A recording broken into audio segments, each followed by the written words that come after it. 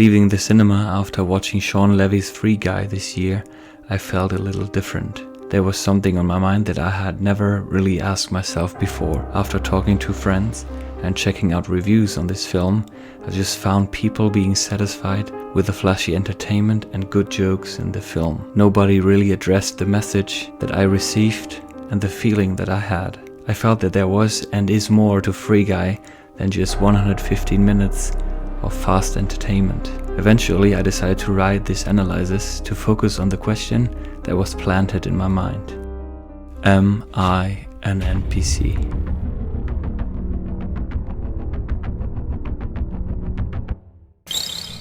The term NPC, referring to non-player character, was nothing new to me, of course, as it is connected to gaming. Traditionally, an NPC is a character controlled by the computer instead of the player that has a predetermined set of behaviors. In open world games, NPCs have the function to populate virtual cities and regions as to make them feel more realistic. And don't even get me started on the fucking music. Jesus fucking Christ. However, so far I had not noticed that this term was used outside of a game. While doing my research, I found a whole world of videos and memes using the NPC as a metaphor. The website Know Your Meme defines NPC Wojak as a representation of people who do not think of themselves or are incapable of having an internal monologue. Later, mostly right-wing Americans have been using the NPC as a form of demonstration. However, as the scriptwriter of Free Guy has sold the script in 2016, this right-wing movement had not taken place. So he still had a different perspective on the term NPC. I was sort of stuck in my own lanes in life. I was feeling a little stuck. The idea came like, what if you had the cheat codes to life? The connection between reality and game is nothing new. According to Dutch historian Johan Huizinga, there has always been a deeper meaning of play, which he describes in his work Homo Ludens. Culture arises in the form of play. By this we do not mean that play turns into culture, rather that in its earliest phases, culture has the play character, that it proceeds in the shape and mood of play. In the twin union of play and culture, play is primary. Huizinga argues that the sense of play can be found in almost every part of society, in which people play certain roles in social institutions. These institutions are likewise formed by the rules of the game. For example, in court, there's the judge, the jury, and there are the lawyers competing. The tension is resolved by the judge and the jury who announce the winner in the end.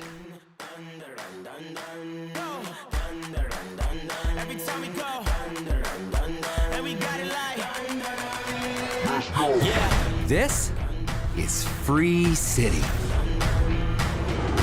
Look at this guy. He's one of the sunglasses people. And the people who wear sunglasses are heroes. It is no secret that the gaming industry has surpassed the film industry in its financial power and influence on pop culture. That is why we can find more and more films in cinema that relate to gaming. Thus far, films about games had the function to please the nerdy moviegoer with some or many gaming references. With Free Guy, director Shawn Levy created something different that does not only live off gaming culture, but also marks its unseen potential. What makes the film different from a game is of course the fact that it is not interactive. It allows us as spectators to distance ourselves from what is happening on the screen, and we can start to think about ourselves as spectators. Free Guy does not only show us a gaming world, but also what happens outside of this virtual world.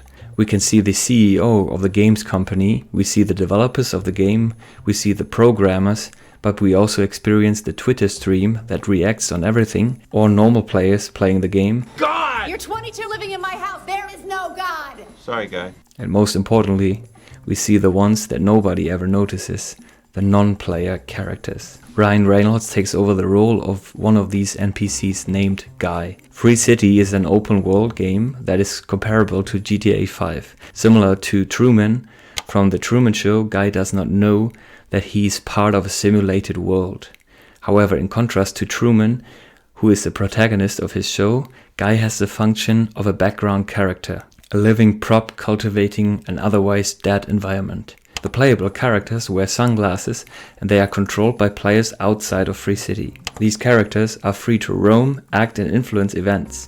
For Guy, every day is the same and he has to adapt to what is going on at the moment. Similar to other NPCs, he does not question his surroundings. He lives a thoughtless life. Obviously, Shawn Levy refers to John Carpenter's They Live, in which the protagonist finds a box of sunglasses that have the power to expose the ideology that surrounds him. He is able to see how the world has been programmed. He sees colorful ads, but when he glances through the sunglasses, only the words obey and work are left. When Guy gets the sunglasses in his hands, he is also able to recognize how the world is actually organized, or rather programmed. Also here he wears the glasses of critical ideology and changes the way he observes his surroundings. As there is no such thing as an unaffected natural perception of the world, sometimes one has to wear glasses as to see clearer. Is this what recreational drugs feel like?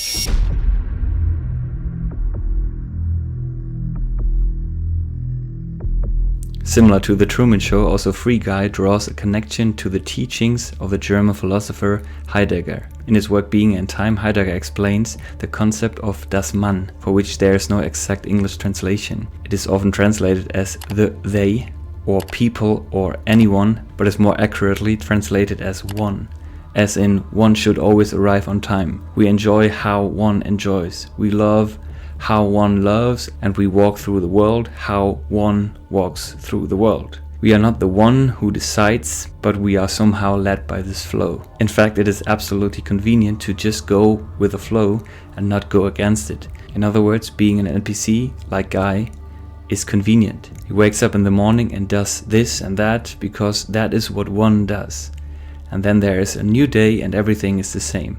The philosopher Jean-Paul Sartre called it mauvaise foi, bad faith, the habit that people have of deceiving themselves into thinking that they do not have the freedom to make choices for fear of the potential consequences of making a choice. People may pretend to themselves that they do not have the freedom to make choices by pursuing pragmatic concerns and adopting social roles and value systems that are alien to their nature as conscious human beings. One example of bad faith that Sartre gives in his work Being and Nothingness is that of a waiter who does his best to conform to everything that a waiter ought to be. For Sartre, the waiter's exaggerated behavior is evidence that he's play acting at being a waiter, an automaton whose essence is to be a waiter. Sartre points out, in order to play act at being a waiter, the waiter must at some level be aware that he is not in fact a waiter, but a conscious human being who is deceiving himself that he is a waiter.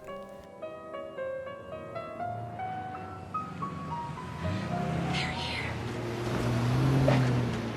Truman, What do they want? listen to me. Everybody knows about it. Everybody knows everything you do. They're pretending, Truman. Do you understand? Everybody's pretending. I don't know. No. My name's not Lauren. It's Sylvia. My name's Sylvia. Yeah. One cannot simply break out of this cycle. However, love offers an escape for Guy, because love has the ability to confuse the coordinates as to confront us with the radical new. In the same fashion as Truman falls in love with a woman that rebels against the rule of one and the almighty head of the production company, Free Guy adopts this concept with Molotov Girl that steps into the life of Guy. The love between Molotov Girl and Guy confuses the original code.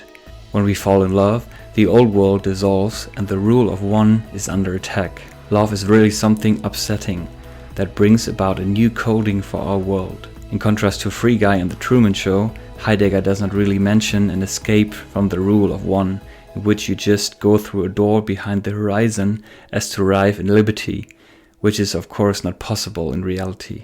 Sartre tried to remind the world of the fact that whenever we take up a social function, we need to be careful not to confuse this borrowed identity with our own. Our social function is often a convenient hiding place, but if the boundaries are blurred, it can lead us to act against our own beliefs, principles, and interests. That is also what Free Guy is about.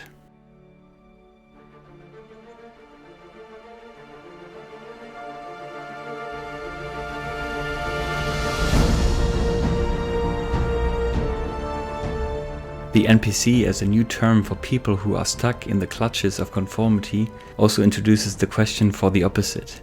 If I am an NPC, who is the player? In Free Guy, it appears to be easy for the NPCs to figure out who are the players due to their excessive, antisocial and vicious behavior. However, the NPCs do not understand their role as victims in a system of oppression, due to the fact that they are programmed to accept this treatment. Wow, life in the big city. Ain't nothing like it. Looks like rain. Has anyone seen my hat? Yet the code of the gaming engine allows the NPCs to step out of this role. Due to a hidden Easter egg, Guy is able to see an alternative to the system that surrounds him. Don't have a good day, have a great day. Love that song. That's a new one. Inspired by love, he tries to change the world for the better. At first he rebels against the dominance of the players, and later on he inspires a rebellion which leads to a revolution of the system. And here he is taking out beef oven, a level 102 from Clan Ragnarok. This is bullshit. Who is this guy? I don't know, but he's good. Yeah, he's good. He looks like an NPC, but he's running around leveling up crazy fast by being the freaking good guy. It is no surprise that it is difficult for the NPCs to take part in a rebellion, as they are programmed to accept the status quo. For starters, you can put your arms down. There you go. You got it. Yeah, keep pushing. There you go, Bree. There you go. No. That feels unnatural. I mean, what about when someone runs in with a gun? Having my arms up is just a real time saver. Except, what if the guy with the gun doesn't come? There's always a guy with a gun. There's so many guys with guns. Hey! Hey! Yeah, that all sounds good, but God, what can we do? Anything you want. You guys have always done what's expected of you. But that shit ends today.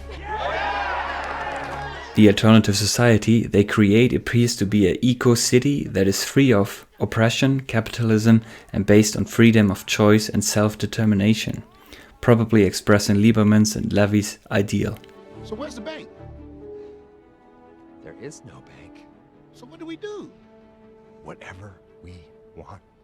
Here the revolution that takes place in the virtual world also inspires the rebellion of the programmers against Antoine as the boss of the gaming company. Similar to the players in the game, Antoine also acts and dresses extraordinary, and he is the only character who does not have a virtual presence, possibly due to the fact that he already is a player in reality. Because of his status, he does not have to fear consequences for his excessive and antisocial behavior, and therefore also his staff is turned into NPCs. If you love Kentucky Fried Chicken, and I made Kentucky Fried Chicken, and I know that you love Kentucky Fried Chicken, why would I make another restaurant called, I don't know, Albuquerque Boiled Turkey? Okay? Makes no sense, homie. No sense. What am I going to give you? A sequel, Kentucky Fried Chicken, Part 2. Yum. Drop the deuce on him. Antoine might represent the modern CEOs of the corporate world that is in love with neoliberal ideas and unrestricted growth. Their status could be compared to absolute rulers who do not have to justify their irresponsible and eccentric behavior and decisions. That's really good. With the dawn of the metaverse, this distinction between player and NPC might become even more realistic in the future. The terminology might have the potential to define a gap between privileged class and the oppressed of the digital age, comparable to Marx's concept of the bourgeoisie and the proletarians. In addition to that, in the film the game has an interesting function.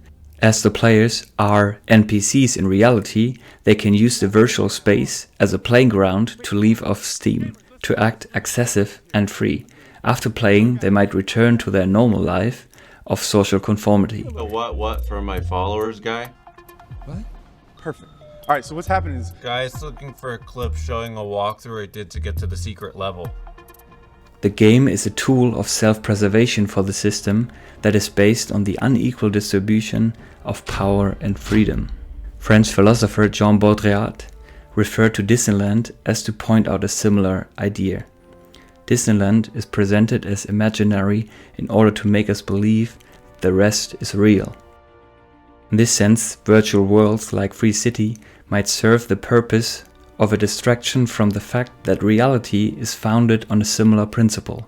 As the spectators of the story in front of the TV or in the cinema, we might start to laugh at the man who is not able to take his hands down. But the question is, are we different? If Free City appeals to the characters in the film, how do the characters in the film appeal to us?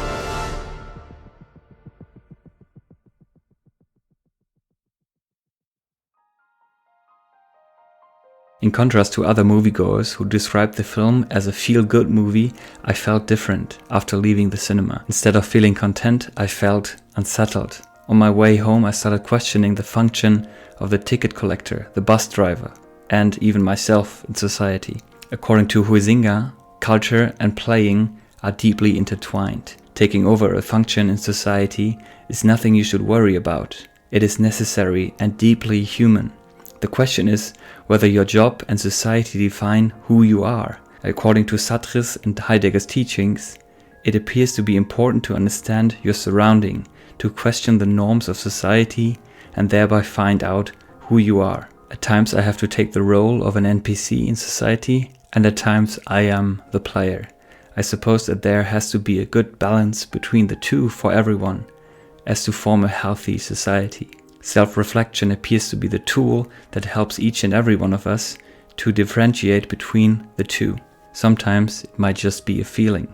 But in creating this video, I don't feel as an NPC, and maybe by watching this video, you might feel the same. You can let me know in the comment section below.